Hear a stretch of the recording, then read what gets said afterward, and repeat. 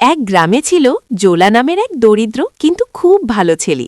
তার বাবা মা মারা গিয়েছিলেন, তাই সে একা থাকত আর কষ্ট করে জীবন চালাত। গ্রামের আরেক ছেলে ছিল তার বন্ধু, কিন্তু সে খুব লোভী আর দুষ্টু। সবাই তাকে লোভী লালু বলে ডাকত।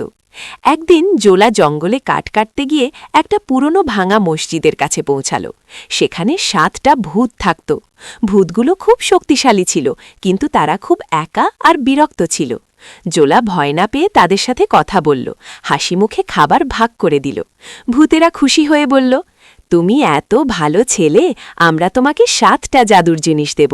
যখনই ডাকবে আমরা এসে সাহায্য করব।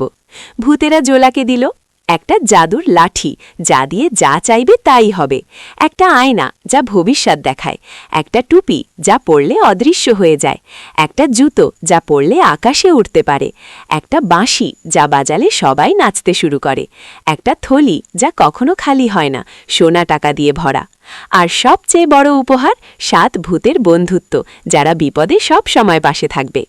জোলা এসব নিয়ে গ্রামে ফিরল। লোভী লালু দেখল জোলার কাছে এত ধন সম্পদ, সে ঈর্ষান্বিত হয়ে গেল। লালু জোলার কাছ থেকে সব কেড়ে নিতে চাইল।